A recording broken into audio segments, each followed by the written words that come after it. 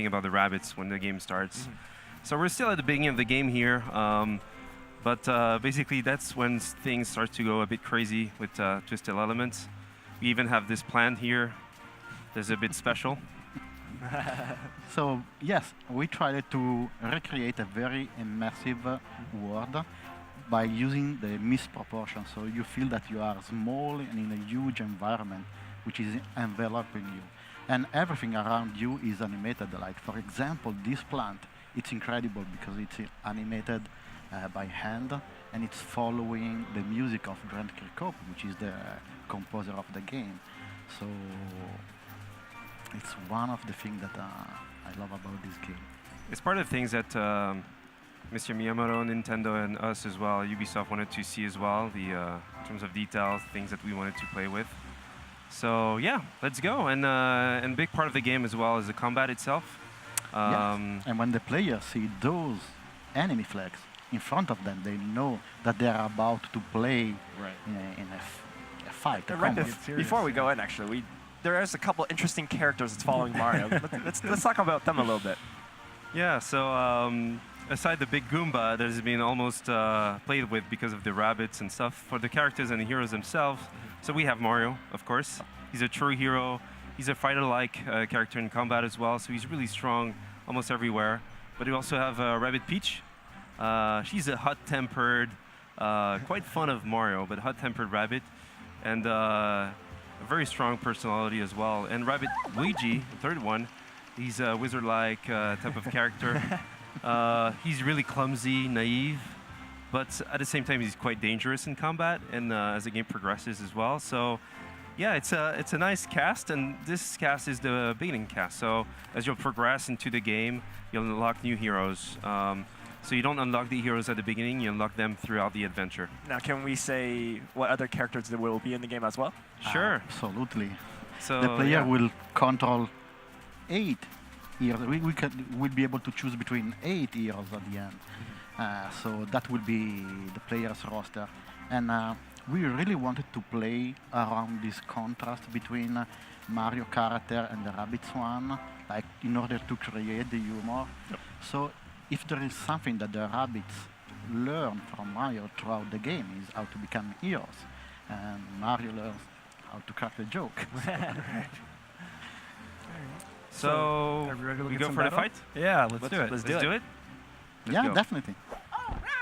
So you switch from exploration mode to battle mode this way. So basically when you see those two flags, you switch to battle mode. And you don't control anymore directly your characters. You control Beepo, little cursor you see in front. And this little guy, in fact, is telling you, you can tell him where to go and the characters will follow. So that's a big difference between the two. And for us, it was a good match, you know, between exploration and combat in terms of the feeling we have. So let's go. As soon as you start the combat, a fly cam is showing you the battleground, but you can always use the tactic cam, which is a tool that will let the player observe the surrounding to decide what to do, the best move to take. And as you can see in the top right part of the screen, the mission objective, it's a rich area. So it's not really important to defeat the enemy there, but to really decide the best way, possible way to arrive directly at the objective. So the player will have two choices. Directly in front of the enemy, that seems a little bit risky, or moving a little bit on the right to use the cover and being protected by the attack of the Rabbids. So what you see right now is Xavier, which is controlling the heroes. In this case, each heroes can perform 3 different types of action. As we are quite early in the game, right now we have only movement and attack. Later on there will be techniques, which is way more, let's say, an indirect way to deal with an enemy, and it's more magical. But the blue line is defining where the characters can move. And in this case, Xavier could, for example, go behind the cover in order to be half protected, or just go in front of the enemy. So as soon as you press, the character moves. And like David said, we can attack, but it will show first the movement phase itself. You can do whatever you want. You can move first, attack then. It's up to you to decide, in fact. You can advance towards another corner, such for example as Rabbids Luigi is doing, or even better, you can move the cursor behind one of your teammates in order to activate what we call the team jump. And the team jump is expanding your area of movement, allowing you to go much further than your normal area of movement. Right. And this is also allowing you to fill the gaps such as the small river that you can see in front of you. After that, you can choose, but there is no sequence, right? Exactly. So basically here, we just finished the movement phase, and now we can see in this fight that the enemies are positioned in a way to zerg you. They called Ziggies. Those guys don't have a lot of life points, but they're they dash you all the time. So it's good that I'm on the other side with Mario, thanks to the team jump. So when you're ready, you press A, you attack, and what you may have seen just over the enemy is the hit percentage. So 100% means 100% chance to hit. If they are behind a half cover, full cover, it changes. So we'll see that just later on. So I'll continue with the attack here, and even defeat the enemy in the process. He's zapped out, and in terms of story, basically they're not dying. They're going back to the hub as white rabbits. So we're actually saving the rabbits That's here. great. Then you feel good about defeating Yeah, these absolutely. guys. That's the whole point, because I don't want to spoil too much about the story, but they have been controlled by a force. And by defeating them, you are removing this force from them.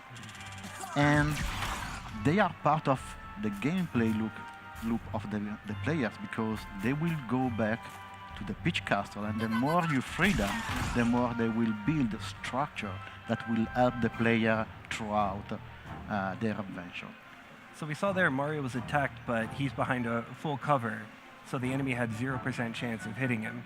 But the cover did take damage, I noticed. So Exactly. So it's actually something really important in the combat itself. There are actually, aside one that we have later in the game, no cover that is really infinite. Like, they have this amount of damage, and if they get destroyed, you don't have any cover anymore to defend yourself. So for example here, if I go and attack this enemy, I know I'm not gonna hit it, it's 0% chance, but just to show you the damage on the cover itself, this is a wood cover, so in 2 hits it's gonna be destroyed. And the one you see here next to Rabbid Luigi is a brick cover. So this one is a bit more tough, so 3 hits. So basically, that's really important in the game itself to use this. The enemies will do it, you will do it, so... And this is cool because you can also use interactive element in the battleground, such as the Rabbids pipe. The Rabbids pipe really helps you to go in other places where you couldn't reach just with your area of movement. So when you use that tacticam, spot those pipes, and use that to plan out your strategy. Exactly. So that's why the observation part is important, and we gave this tool to the player in order to really study if they want to the battleground. Definitely, it does count for you. You do have to explore a bit to really figure out that turn-based strategy and find out what the best advantages you have, especially in this new level and environment that you're encountering. Exactly. Here, it's even we showed some gameplay yesterday at the conference. It was just a fight after. This one is before, like David was saying, we don't even have the techniques. But one thing here that is really important for us in terms of design and philosophy was you see the water. This is creating a gap. So it teaches you to use team jump a lot. But the enemies do not use team jump. Those guys are dashers. You don't have Globetrotter. Globetrotter is the second archetype we have. They do team jumps. But here, we really want to show the player, like, hey, you can protect yourself. They will dash you eventually because they will take the pipe by the end of the map, trying to rush you. But it depends, because according to where you are in the fight, we never know what the enemies can do. But they should do that in this map, because again, we wanted to teach you this is the way you can play as well. You can reach bigger zones and reach new areas, but also you can go over gaps like water. And this is quite cool. And later in the game, you'll even have height. So if you go up there, you have an advantage in terms of damage. So it starts to build up, you know? We start to put the ingredients together. And this map is 30 minutes into the game, so it's really a good map to start to get those things. Yeah, the players are still learning here. Right. No? So it's really up to them where to move. They want to go directly against the enemy and risking to be dashed, but they maybe could arrive at the objective sooner, or they want to take maybe a more safer route like the one we are taking right now, because we are moving, helping each other using the protection of the colors. Right, and you had mentioned earlier that the objective for this battle is really to get to this final checkpoint. Yeah. There are different battles where you actually have to defeat all the enemies. So here, it's a tricky map. Of course, we're playing, we know pretty much the map, but for the player, it's going to be a first tricky map because they could take this as, oh, we like to defeat all the enemies. But the issue is that we have a lot of respawn, and the more you wait, the more enemies will spawn, and it's going to be very complicated. So here, it's a reach objective. You need to reach. One of your character needs to be in the zone, and this is something key for the players to do. And then we have multiple enemy objectives. We have defeat all, defeat this type of enemy, reach, escort, and those type of objectives throughout the game to really challenge the player again to do the right decisioning when it matters. So Rabbid Luigi is really close now. He's not close enough because we made it not close so enough to arrive exactly. at the mission objective. And definitely, this is something that we've never seen before, really, with Mario, and he's pairing up with this mashup. But also, we have Mario for the first time really using a weapon, a projectile weapon, and yeah. Yeah, Mario has never been afraid to take whatever power-ups are, available to him. So it's cool to see these new types of weapons that he can play with. He's adapting to his surroundings. Right. Yes, plus they are very, very light-hearted and funny, because the weapons in our game are not just there in order to damage the enemy, but they are also a tool to create fun, because you can plug additional behavior, such as you can glue an enemy on the ground. There is a particular enemy that is very powerful in using the techniques. You can freeze his face, so he cannot speak anymore. Therefore, he cannot use the techniques. There is someone very good at shooting. You can hink his face, so he cannot see you and he cannot shoot at you. You can burn enemies, so they are running with their bottom on fire. And there is also propagation. So if an enemy on fire is touching another enemy, will propagate. There are some crazy behavior that could happen within the battlefield, and that's what we call the domino effect. So you can chain multiple effects, and the output could be very, very crazy. Also, when you finish the fight, you can go back, of course, to the zone in free movement and exploration mode. All the coins that you have on your battlefield is because when you destroy covers, you gather coins as well. So even if you hit an enemy behind a cover and the cover is destroyed, it's rewarding as well for the player. So you can go back and buy better weapons thanks to coins. But if we have a few minutes, we just wanted to show something as well here. Just a quick fact, we went that way for the fight itself. But in fact, the most effective way, let's say advanced way, would have been to go that way. Even if it's dangerous, the first round you get, dash and stuff. Second round, you really dash the enemy well. So a good strategy would be to put Mario on the right side. He's a good damage output in terms of his weapon. Rabbid Luigi is not really good with his weapon, but he's good with dashing. So you can put it in the front line, and then you go really quickly to the zone here. So yeah, we just revealed something for people when they will play. Nice. They know how to play the map now. But yeah, it's up to the player to decide. They can go front or go left, right, whatever they have in mind, they can go for it. Depends on the play style itself. Because a good tactical game should give the player the choice to choose their strategy. So not only in terms of how you want to customize your character, which kind of weapon you want them to be equipped with, but also the plan that you want to take into the battlefield. So we didn't want for the battles to have only one possible solution, but multiple. So, let's go to the Peach Castle to show the hub itself. Yeah, let's take a look. We didn't present it yet, although it's a big part of the game, of course. So of course, it's a Peach Castle. It was not destroyed by the arrival of the Rabbids, so thank God. This is good. But the issue, or let's say the challenge for Peach as a princess as well, is that the castle will evolve as the game progresses.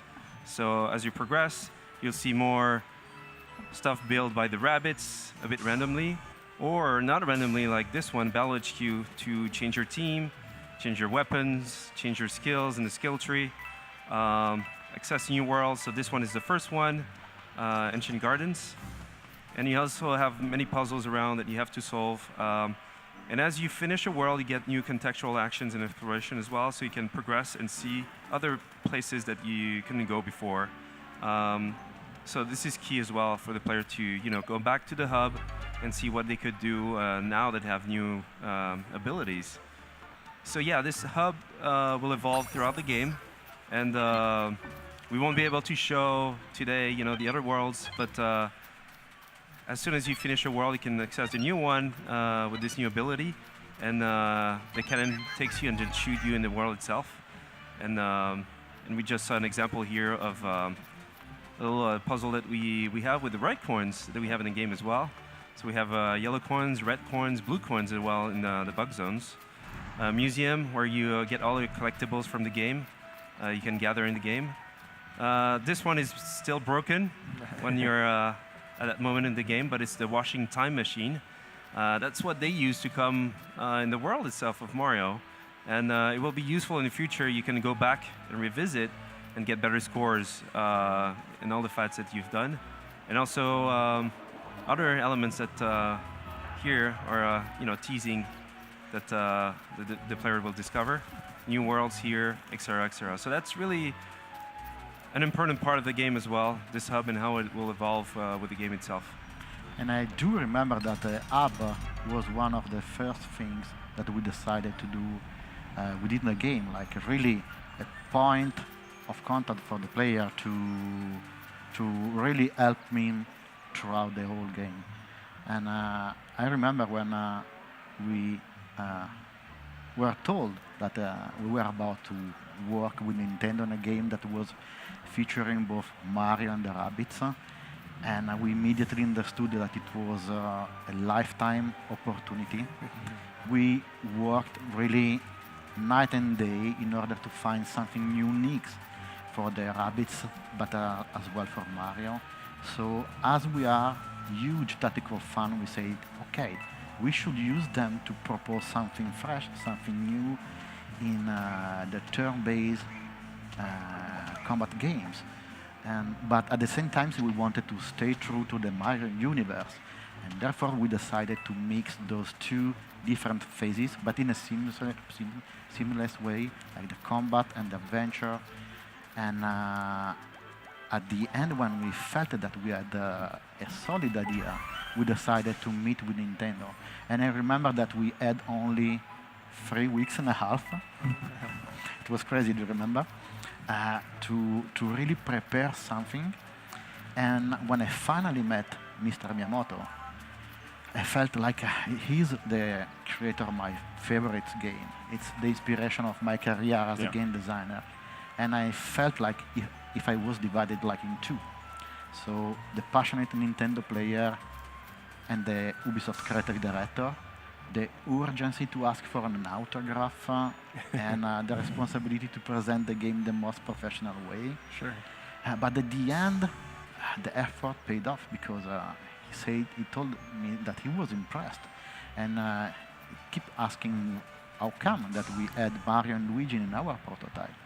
But the truth is that even if we spent, we had only 3 weeks and a half to work on the prototype, we recreated Mario and Luigi from scratch, the model, the animation, the rig, in order to try to translate their essence in our prototype.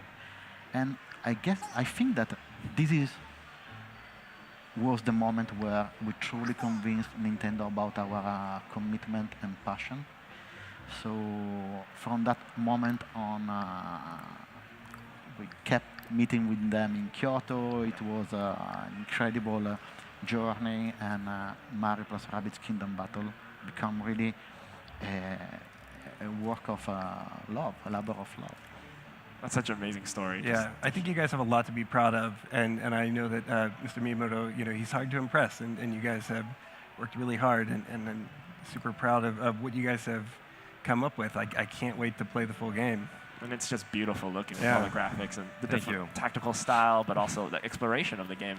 It's a new style that we never really encountered before. So We didn't sleep a lot these past month and years, but we're super happy to be here and talk about the game.